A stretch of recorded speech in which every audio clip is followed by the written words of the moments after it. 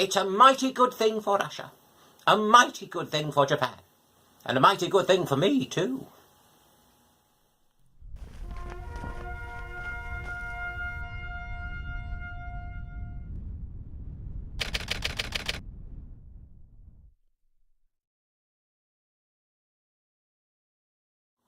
On the 29th day of August, I could have used some mighty good news.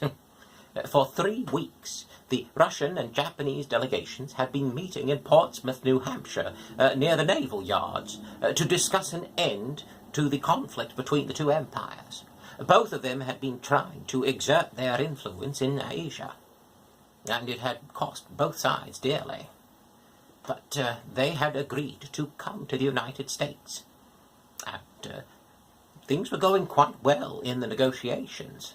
And then negotiations broke down over the issue of compensation for the costs of the war and the control of the Sakhalin region. The Japanese were very much victorious and very proud of their efforts. Indeed, they had shifted the balance of power in the region. But the Russians, while mostly defeated, were still very stubborn. The Tsar did not wish to enter into negotiations at all, and both sides had claimed that they could continue the war indefinitely if need be. But the truth was that both sides were drained white of blood and money and men, and the continued war would not serve very well for either nation. Now, I had invited both sides to come to the United States to enter into negotiations, and they very reluctantly agreed to do so. In truth, I did not have the greatest of hopes at the beginning for a peaceful negotiation, but we had fine ceremonies at the beginning, favouring neither side, and both sides eventually met as equals. And as I said, things went very well till about halfway through.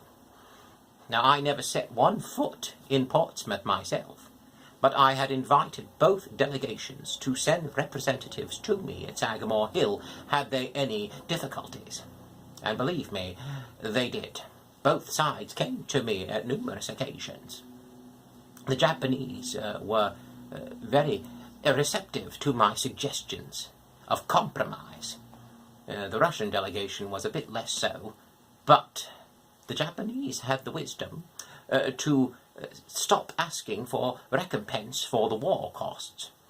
And on the morning of the 29th, there was an agreement that they should divide the Sakhalin region. Well, I was about to have lunch with a congressman from the Silk Stocking district in New York, when suddenly the telephone rang, and my assistant Loeb went off to reach it. And he was so surprised by the news coming from the receiver that I had to ask him, well, what is it? He told me that both sides had agreed to all points of all negotiations, and they were going to draft together a treaty of peace. Well, I was so excited, I burst from my chair and ran upstairs to tell my wife and children. Thank heavens for compromise.